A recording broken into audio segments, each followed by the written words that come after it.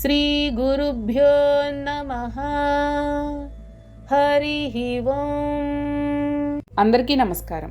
ధృతిః ఇది అమ్మవారి 2 అక్షరాల నామం. ఇది 446వ నామం. ఈ నామంతో అమ్మవారికి నమస్కారం చేసేటప్పుడు ధృత్యై నమః అని చెప్పాలి. ధృతిః అంటే ధైర్యము అని. ప్రతి జీవిలోనూ అమ్మవారు ధైర్యము అనే రూపంతో ఉంటుంది. యాదేవీ సర్వభూతేషు ధృతి రూపేణ సంస్థిత అంటారు కదా. మన మీద మనకు ఏ విషయంలో అయినా నిజమైన నమ్మకాన్ని కలిగించగలిగే కారణం బయట ఉండదు. అంటే బయట పరిస్థితులు, బయట వ్యక్తులు కారణం కాదు. మనలోనే ఉండే ఒక గుణం దీనికి కారణమవుతుంది. ఈ గుణాన్ని ధైర్యము, స్థైర్యము అనే పేర్లతో పిలుస్తారు. ఆంగ్లంలో దీనిని internal source of support and confidence అంటారు. ఈ ధైర్య స్థైర్యాలు మనల్ని బలపరుస్తూ విపత్కర పరిస్థితులలో నిలబడగలిగేటట్లు చేస్తాయి. ప్రతి జీవిలో ధైర్య రూపంలో ఉండునది అని ఈ నామానికి అర్థంగా చెప్పుకోవచ్చు.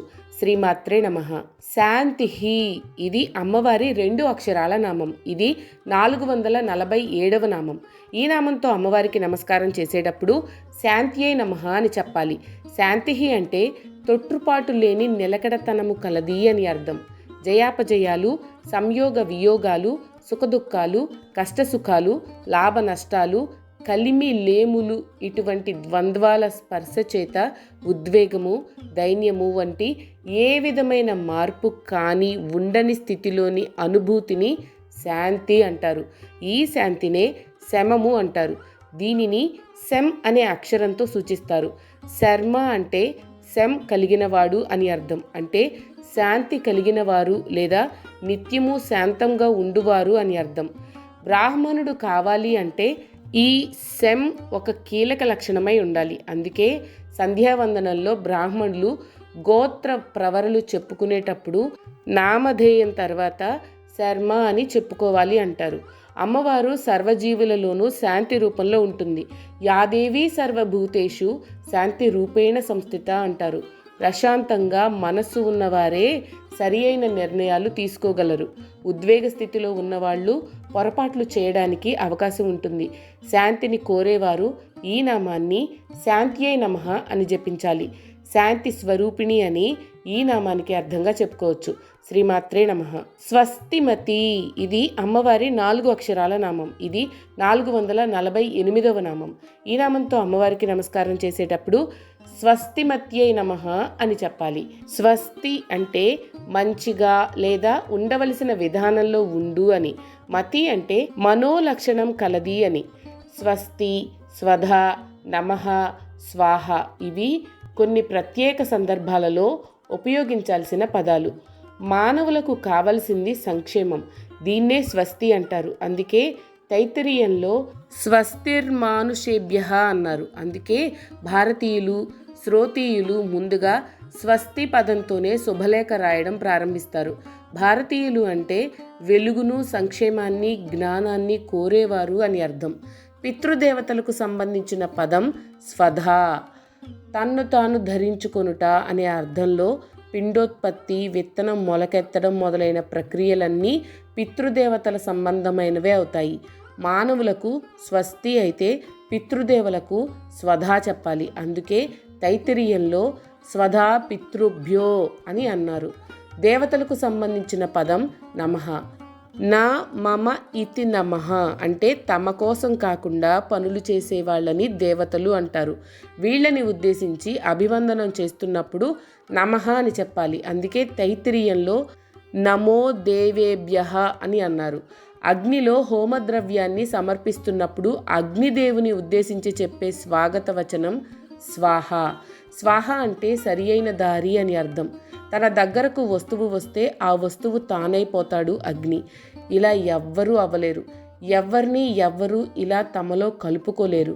అది అగ్ని యొక్క విశిష్ట గుణం. అందుకే సరి అయిన మార్గదర్శి అనే అర్థంలో అగ్నిని ఈ స్వాహ పదంతో ఆవాహన చేస్తారు. పైగా మిగిలిన అందరి దేవతలను ఉద్దేశించి సమర్పించే హోమ ద్రవ్యాలు అన్నింటినీ ఎవరివి వారికి అందజేసే తపాలా బంట్రోతు అంటే స్పిరిచువల్ పోస్ట్ మ్యాన్ ఈ అగ్ని.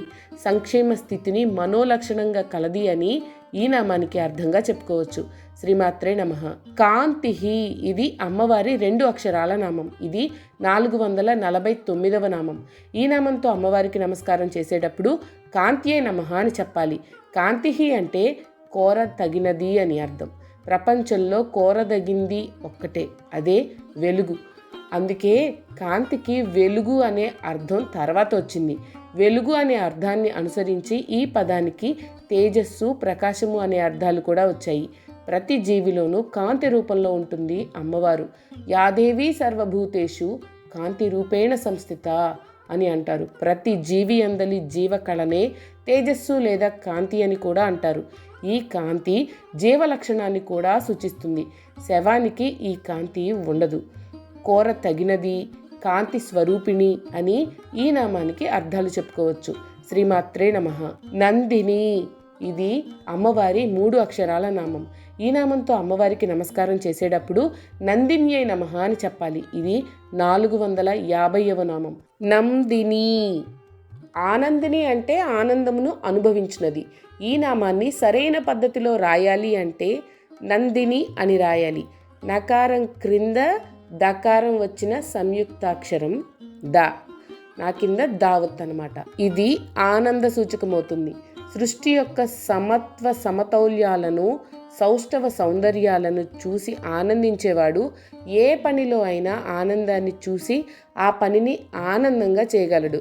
ఈ ఆనందానికి కారణం అంటూ ఉండదు, షరతు ఉండదు. అమ్మవారికి ఈ లక్షణం ఉంటుంది. యోగమాయ అయిన దుర్గాదేవి నందుని పుత్రిక కాబట్టి నందిని అని పిలువబడుతుంది. కామధేనువు యొక్క కూతురు కూడా నందిని అనే పేరుతోనే పిలువబడుతుంది. దిలీప మహారాజు సుదక్షిణాదేవి ఈ నందిని ధేనువును సేవించుకున్న ప్రతిఫలంగా పొందిన పుత్రుడే రఘుమహారాజు. ఆనందమును అనుభవించున్నది అని ఈ నామానికి అర్థంగా చెప్పుకోవచ్చు. శ్రీమాత్రే నమః. మీకు కనుక ఈ వీడియో నచ్చినట్లయితే లైక్ చేయండి. అలాగే మీ ఫ్యామిలీ అండ్ ఫ్రెండ్స్కి షేర్ చేయండి. ఛానల్లో కొత్త నోటిఫికేషన్స్ కోసం సబ్స్క్రైబ్ చేయండి. అలాగే పక్కనే ఉన్న బెల్ ఐకాన్ని ట్యాప్ చేయండి.